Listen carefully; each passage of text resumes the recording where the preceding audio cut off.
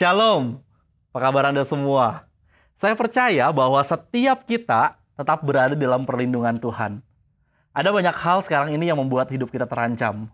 Bukan sekedar hal-hal eksternal yang bisa mengancam kita, tetapi pikiran yang tidak benar juga bisa mengancam kehidupan kita. Seperti pikiran kekecewaan, sakit hati, kehilangan pengharapan, bahkan mungkin pikiran untuk mengakhiri hidup. Oleh karena itu, kalau kita masih ada sampai hari ini, itu semua karena anugerah Tuhan. Itu semua karena perlindungan Tuhan. Anda percaya akan hal ini? Minggu lalu, Pastor Fernando sudah menyampaikan 6 cara Tuhan berbicara kepada kita. Tuhan berbicara kepada kita melalui Alkitab firman-Nya. Tuhan berbicara kepada kita melalui hamba-hambanya yang diurapi. Tuhan juga berbicara kepada kita melalui teman dan keluarga yang mengasihinya. Tuhan berbicara kepada kita melalui impresi dari Roh Kudus. Yang kelima, Tuhan berbicara kepada kita melalui penderitaan. Dan yang terakhir, Tuhan berbicara kepada kita bahkan di dalam keheningan. Jika Anda lupa dengan detail dari firman Tuhan ini, jangan ragu untuk melihat kembali catatan Anda di minggu lalu. Atau Anda bisa mereview lagi dalam ibadah minggu lalu di YouTube. Hari ini kita akan belajar sama-sama bagaimana Allah berbicara kepada kita melalui impresi dari Roh Kudus. Ada banyak kebingungan dalam hal ini. Bagaimana Allah memberikan kita ide-ide dalam hidup kita? Bagaimana kita tahu bahwa Allah yang berbicara kepada kita? Atau jangan-jangan hanya suara hati kita yang sedang berbicara kepada kita? Kita akan belajar hari ini dari kitab Habakuk. Mungkin ada di antara Anda yang bingung, kitab Habakuk ada di mana ya? Nah, saya akan tunggu. Mari buka Alkitab Anda, cari di dalam Perjanjian Lama. Saya akan tunggu. Kitab Habakuk adalah salah satu kitab yang hanya memiliki pasal sedikit. Hanya ada 3. Di dalam pasal yang pertama, Habakuk mempertanyakan 6 pertanyaan kepada Tuhan. Ia mau mendapatkan jawaban langsung dari Tuhan. Makanya dia mempertanyakan arahannya Tuhan. Nah, kalau kita lihat di pasal yang kedua, dia melakukan 6 hal yang merupakan persiapannya untuk mendengar jawaban Tuhan atas pertanyaannya. Nah, jika kita melakukan ke-6 hal ini, maka kita akan menemukan Tuhan berbicara kepada kita. Dan di dalam pasal yang ketiga, Habakuk mendapatkan jawaban Tuhan. Nah, sebelum kita lanjut melihat 6 hal yang harus kita lakukan untuk mempersiapkan diri kita menerima tuntunan Tuhan, saya mau mengajak Anda semua untuk berpikir, hal-hal apa saja yang saat ini sedang Anda hadapi? Hal-hal berat yang mungkin Anda pikirkan, atau Anda tidak mampu melaluinya. Mungkin saat ini ada beban yang sedang Anda pikul. Mungkin soal pendidikan, pekerjaan, keluarga, atau apapun itu. Ingat bahwa saat ini kita akan mempersiapkan diri kita untuk menerima tuntunan Tuhan. Kita sedang mempersiapkan diri kita untuk Tuhan berbicara kepada setiap kita. Amin. Mari kita lihat dalam pasal yang kedua, ayat yang pertama sampai yang ketiga. Saya akan bacakan. Aku mau berdiri di tempat pengintaianku dan berdiri tegak di menara. Aku mau meninjau dan menantikan apa yang akan difirmankannya kepadaku dan apa yang akan dijawabnya atas pengaduanku. Lalu Tuhan menjawab aku demikian. Tuliskanlah penglihatan itu dan ukirkanlah itu pada loh-loh supaya orang sambil lalu dapat membacanya. Sebab penglihatan itu masih menanti saatnya, tetapi ia bersegera menuju kesudahannya dengan tidak menipu. Apabila berlambat-lambat, nantikanlah itu. Sebab itu sungguh-sungguh akan datang dan tidak akan bertangguh. Dari 3 ayat yang kita baca ini, ada 6 tahap bagaimana meminta tuntunan Tuhan. Mari kita lihat yang pertama. Saya harus mau mendengar suara Tuhan. Saya harus bersedia untuk mendengar suara Tuhan. Saya harus memiliki keinginan atau kerinduan untuk melakukan kehendak Tuhan. Jadi semuanya berawal dari keinginan atau kerinduan. Desire. Habakuk memulai dengan perkataan ini. Aku mau berdiri di tempat pengintaianku. Dengan kata lain, Habakuk bilang, aku memutuskan untuk mendengar suara Tuhan. Dan ini sebuah pilihan. Intinya adalah Anda tidak akan pernah mendengar suara Tuhan sampai Anda sendiri yang mau mendengar suaranya. Tuhan berbicara hanya kepada mereka yang mau mendengarkannya. Jadi harus dimulai dari keinginan kita sendiri. Dalam firman Tuhan beberapa waktu yang lalu yang saya sampaikan, Tuhan berbicara hanya kepada orang-orang yang tahu rencananya di dalam hidup mereka. Mereka yang tahu rencana Tuhan mereka yang akan berserah penuh dalam rencananya, dan mereka yang akan mendengarkan suara Tuhan. Jadi Tuhan akan berbicara jika kita sudah membuka hati kita dengan rencananya dalam hidup kita, dan Ia akan menyampaikan tuntunannya bagi kita. Saya teringat waktu kuliah di Korea, di mana setiap pagi kita selalu ada dawn prayer meeting. Karena saya tinggal di asrama, jadi kita semua wajib ikut doa pagi. Ada hal yang unik yang menjadi suatu kebiasaan di kampus saya. Jadi doa pagi dimulai seperti biasa, ya. Jadi dimulai dengan penyembahan, kemudian ada yang akan menyampaikan short message, renungan singkat, kemudian berdoa syafaat, dan setelah itu lampu ruangan biasanya akan dimatikan. Nah, ini tanda bahwa doa pagi sudah selesai. Tetapi ada satu kebiasaan yang menarik. Banyak mahasiswa yang tidak langsung meninggalkan ruangan, tetapi mereka mengambil waktu pribadi untuk berdoa. Biasanya ada yang bernyanyi sendiri, kemudian ada yang berdoa dengan suara yang sangat kencang, atau ada yang berdoa sambil menangis. Jadi macam-macam. Nah, semuanya sibuk dengan pergumulan masing-masing. Nah, saya juga biasanya tidak akan langsung meninggalkan ruangan. Biasanya saya akan baca Living Life dari handphone saya, kemudian merenungkannya. Nah, momen tersebut saya pakai benar-benar untuk membiarkan Tuhan berbicara kepada saya. Kadang setelah membaca firman Tuhan, saya berdiam, memejamkan mata, membiarkan Tuhan memberikan iluminasi, penerangan dari firman Tuhan yang saya baca. Dan Tuhan membukakan pikiran saya. Kebenaran-kebenarannya diungkapkan. Biasa saya langsung mencatat di handphone saya. Kuncinya, kita harus mau mendengar suara Tuhan. Ini yang Tuhan katakan dalam Ulangan 4 ayat 29. Lalu kamu akan mencari Tuhan Allahmu, dan kalau kamu mencarinya dengan segenap hatimu, kamu akan menemukan Dia. Ini hal yang pertama untuk mendapatkan tuntunan Tuhan. Saya harus mau mendengar suara Tuhan, melebihi apapun yang ada di dunia. Mari kita lihat yang kedua. Saya bersedia menarik diri. Artinya kita harus menarik diri, berdiam di dalam tempat yang tenang. Nah, Habakuk berkata, aku mau berdiri di tempat pengintaianku. Di dalam terjemahan bahasa Ibrani, artinya aku pergi untuk mengasingkan diri. Aku pergi ke tempat yang lebih tinggi dan tidak terjangkau oleh sekitar. Aku menarik diri dari keramaian dan tinggal di tempat yang tenang. Ingat seperti kata firman Tuhan yang lalu saya sampaikan, kita tidak bisa mendengar suara Tuhan jika sekeliling kita dipenuhi oleh suara-suara kebisingan. Distraksi-distraksi di sekitar kita akan membuat telinga kita tidak peka terhadap suara Tuhan. Karena itu, kita perlu menemukan tempat yang tenang. Setujukah Anda dengan statement saya ini? Di dunia saat ini sangat sulit sekali menemukan tempat yang tenang. Benar gak? Sulit. Terlalu banyak hal yang kita harus kerjakan. Bahkan kita seringkali kewalahan dengan banyaknya hal yang sudah mengantri untuk dikerjakan. Banyak yang bilang, rasanya 24 jam sehari itu nggak cukup. However, we have to decide to withdraw. That's the point. Kita harus berani mengambil keputusan untuk mempunyai quiet time. Kita tidak bisa memaksa Tuhan berbicara kepada kita pada saat kita sedang sibuk dengan urusan-urusan kita. Kadang kita berharap untuk bisa multitasking, tapi kita tidak akan pernah maksimal mengerjakan dua hal secara bersamaan. Tuhan gak mau ketika Ia sedang berbicara, fokus kita hilang karena hal lain.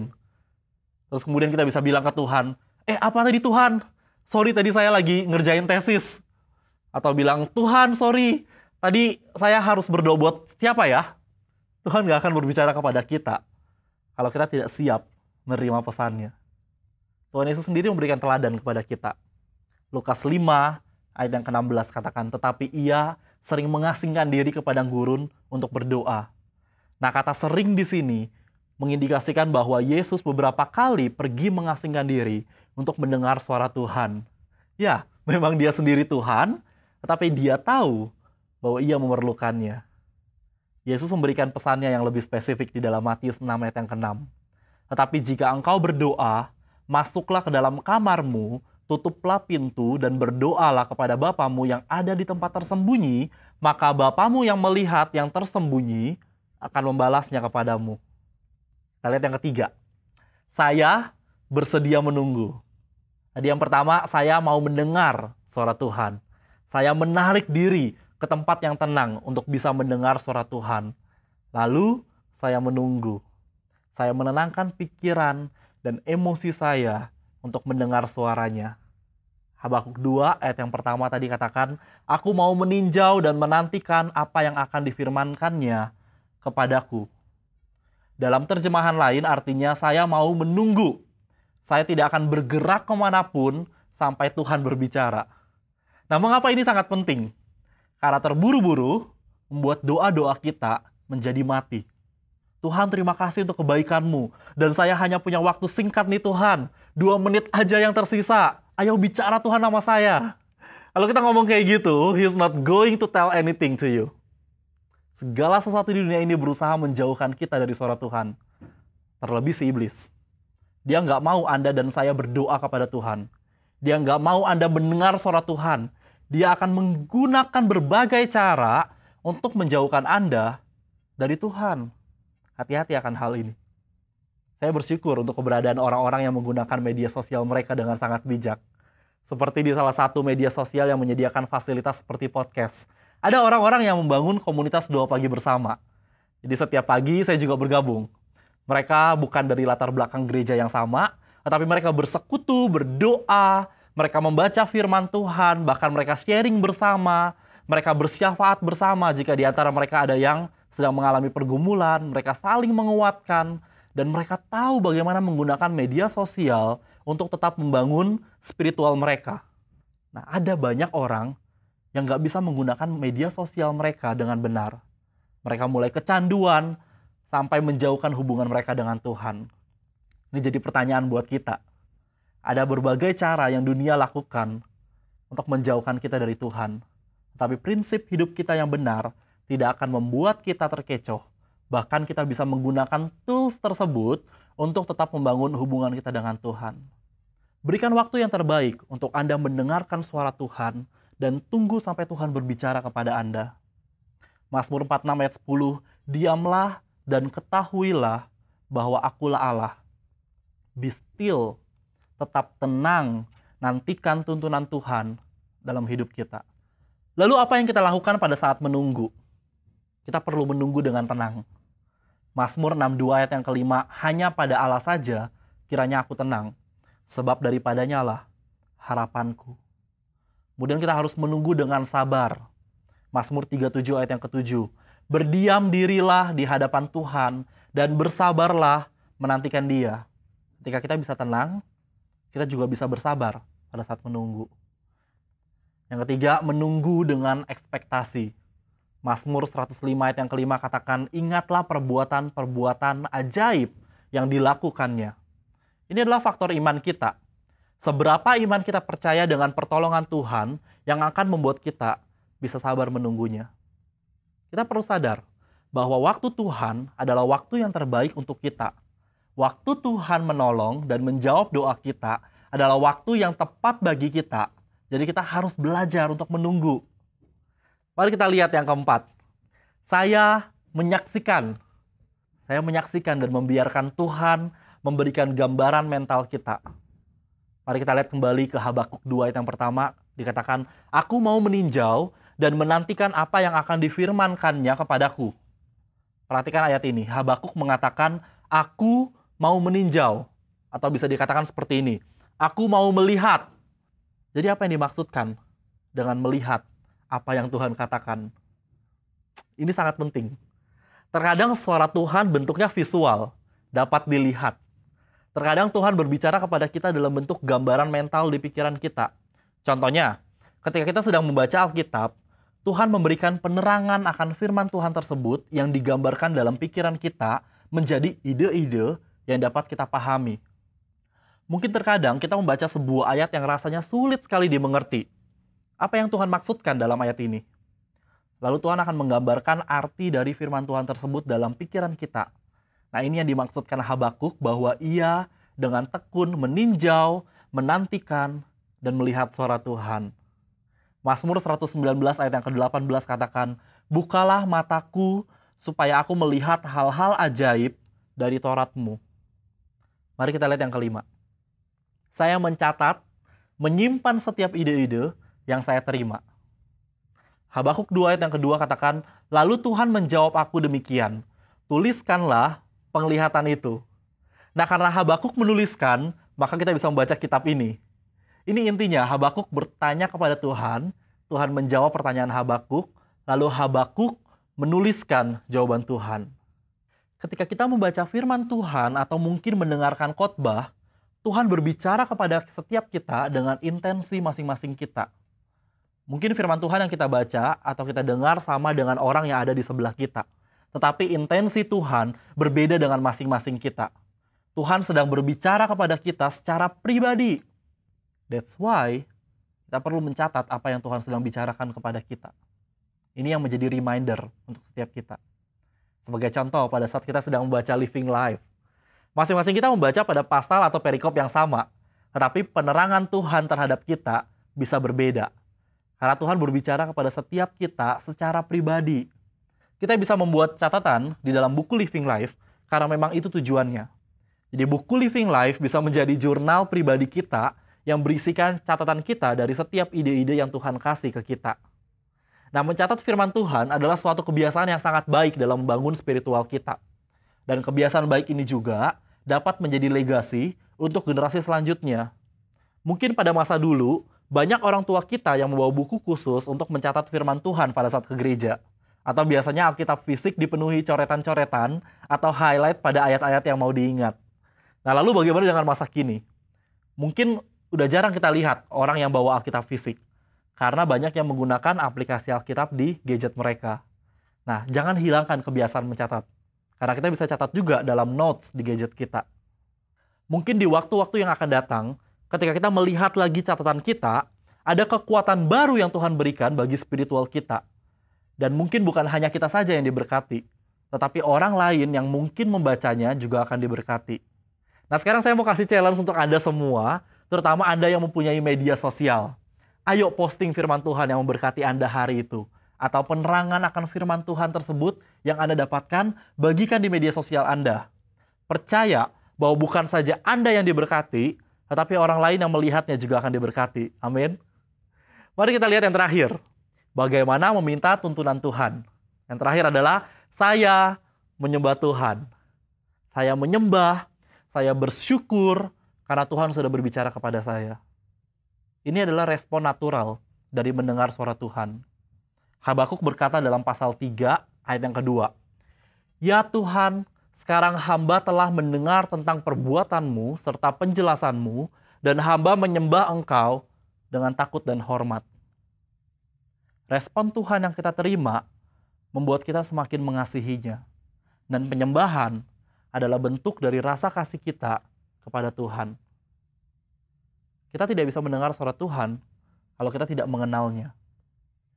Saya nggak tahu, mungkin Anda yang menyaksikan ibadah ini, mungkin Anda sudah dalam tahap mengenal Tuhan dengan sangat baik. Anda tahu bagaimana mendengar suara Tuhan. That's good. Anda hanya perlu melatih kepekaan Anda terhadap suara Tuhan. Tetapi mungkin ada saat ini Anda yang masih bingung dengan suara Tuhan. Anda nggak yakin Tuhan berbicara kepada Anda.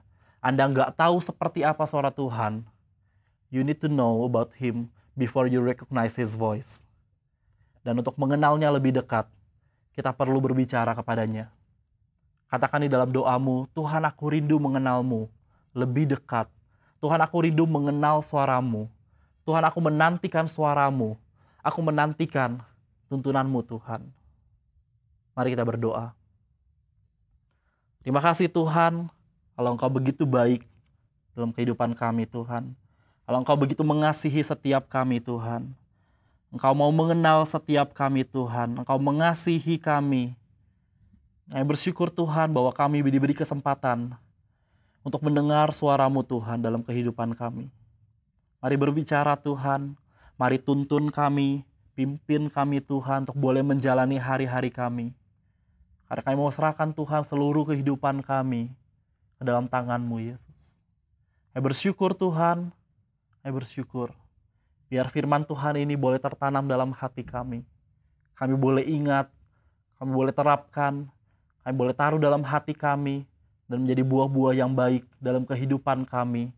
Bahkan kami boleh menjadi berkat buat orang yang ada di luar sana. Mereka yang mengenal kami, mereka yang melihat kami, mereka juga boleh mengasihi Engkau. Terima kasih Yesus, kami mengucap syukur. Hanya di dalam nama-Mu kami berdoa. Amin.